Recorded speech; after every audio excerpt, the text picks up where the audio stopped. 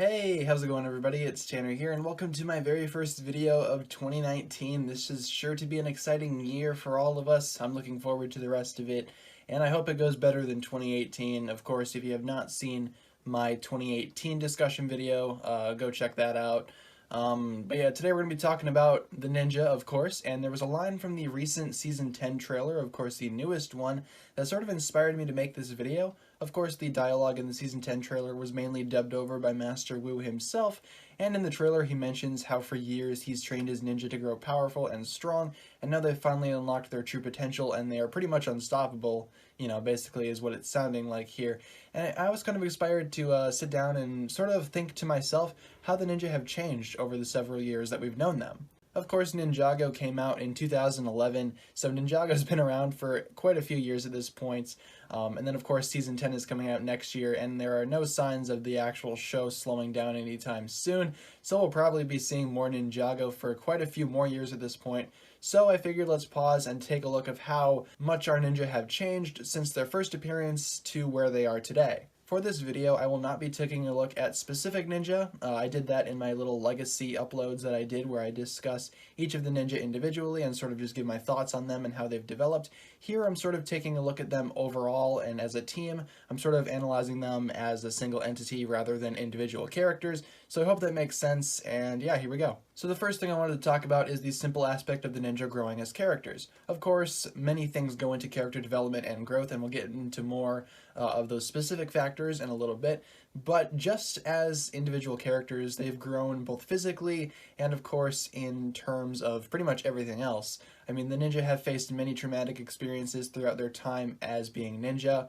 and throughout their time, you know, for us actually watching the Ninjago show and keeping up with them and everything that they're doing, they seem to have done a lot for the Ninjago population, of course, in Ninjago City and everywhere else, but they've also done a lot for the viewers as well. Many people are inspired by these characters, and many people, you know, thoroughly enjoy these characters and love them, and I'm no exception to that. Especially considering, you know, the people that have been there since the beginning like myself, we've seen these characters grow so much and so far. They've definitely become, in my opinion, better than what they used to be, especially with every, you know, passing season, something else goes into their character that sort of just makes them grow. Specifically, one of the aspects I want to talk about is the new challenges and villains that the ninja face every season.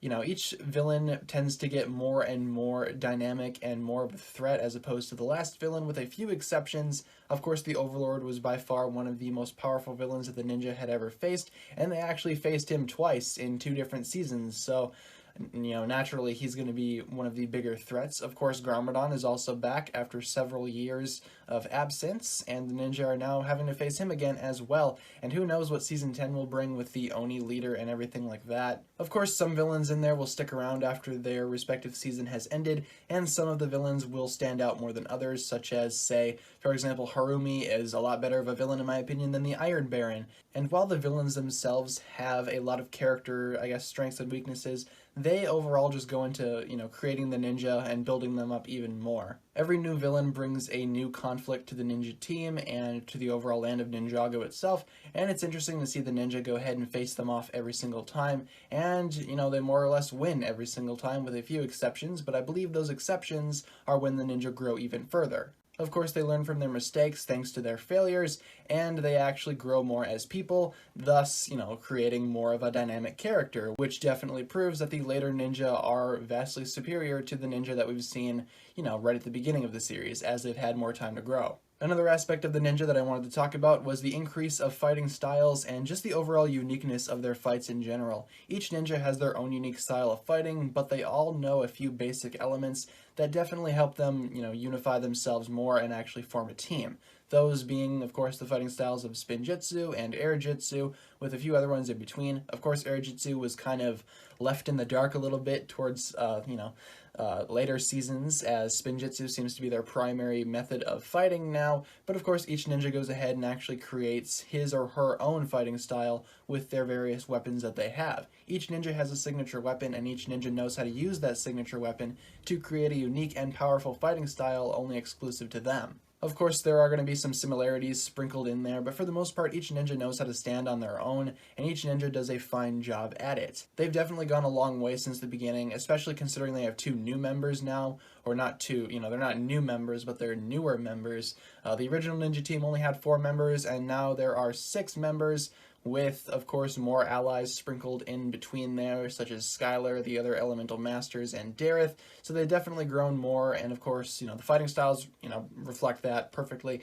and, their alliances will reflect that as well. Making friends with more people and growing your alliance even further, definitely could, make for some interesting dynamics here and there, and overall the Ninja have done a fine job at building their roster even more, and, they're not just the team of 4 ninja anymore, they're more than that now. They've grown farther beyond that, which I can really appreciate.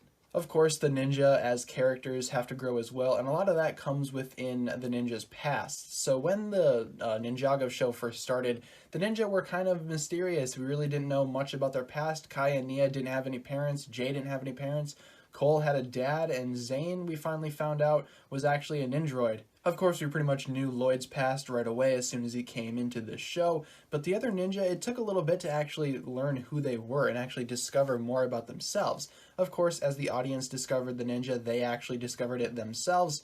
Of course, whether it be Kai and Nia actually discovering that their parents are in fact still alive and actually finding them, and Jay learning that he was actually adopted and that his mom and dad weren't actually his birth parents. Of course, Cole's past wasn't really touched upon that much until season 8, where we learned that his mother was most likely, deceased early on in his life, and his father really didn't react to that in the best way. He kind of just pushed it off to the side. And of course, Zane, who could forget Zane's backstory? Zane's backstory was probably one of the saddest ones throughout the entire series.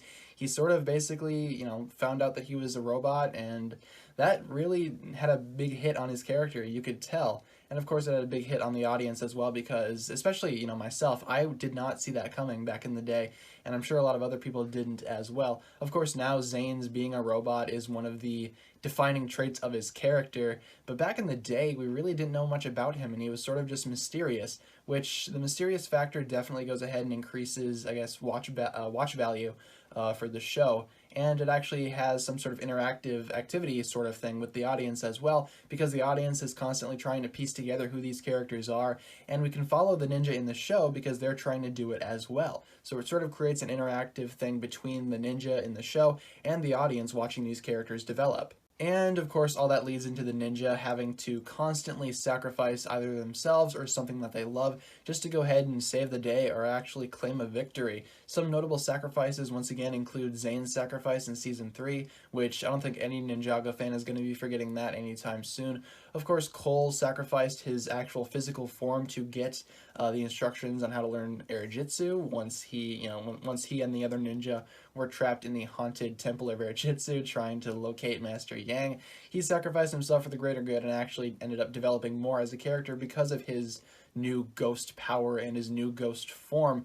Of course, Lloyd has sacrificed much. He sacrificed his golden power to the rest of the ninja to restore their own elemental powers, and each one of the ninja definitely has done their fair share of sacrificing to basically develop the team more and to actually save Ninjago, which in turn increases their, I guess, reputation as the Ninjago heroes, and also goes ahead and increases their value as characters for the audience watching them. I'm really excited to see what Season 10 will actually bring to the table in terms of developing these ninja even more. I'm sure a lot will go down, especially with Lloyd and his father. Of course, Garmadon is playing a big role in Season 10, and Lloyd is going to have to deal with a lot of that himself. And now that other things have been cut out of his life, it's going to be interesting to see what else will go down in Ninjago Season 10. Of course, not just for Lloyd, but for all the ninja. We know that Cole is going to be having some sort of development later on, whether it be that he actually ends up dying or he saves the day and, becomes the ninja to end it all. Of course, Jay and Nia are said to get some development as well, as they are potentially getting married or something along those lines,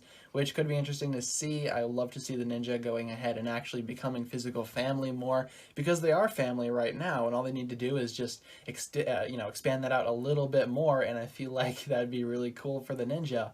and it's naturally the next step for Jay and Nia's character as always. And in terms of the other ninja, I'm sure they will all get their chance to shine in Season 10 as well whenever that does air. Of course, Season 10 will be a little shorter this time around, so they're going to have to, I guess, create that development in more than a couple of different ways in order to maintain that, because Season 10 does not have the same benefits that the other seasons have.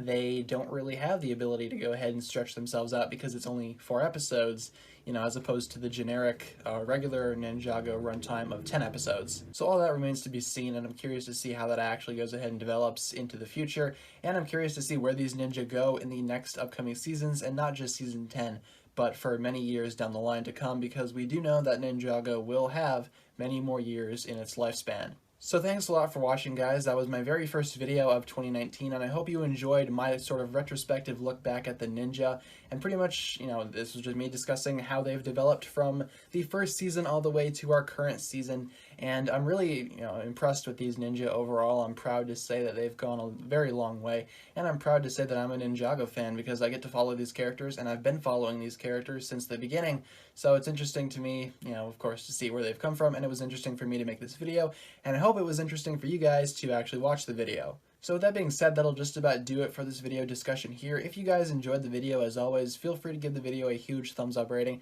That would very much be appreciated. And of course, remember that the comment section is there for all the various discussions that you would like to have regarding this topic. Or if you just had a comment of a general nature, that's fine as well. Thank you so very much for watching once again, guys. My name is TannerFishies, and with that, I bid you farewell.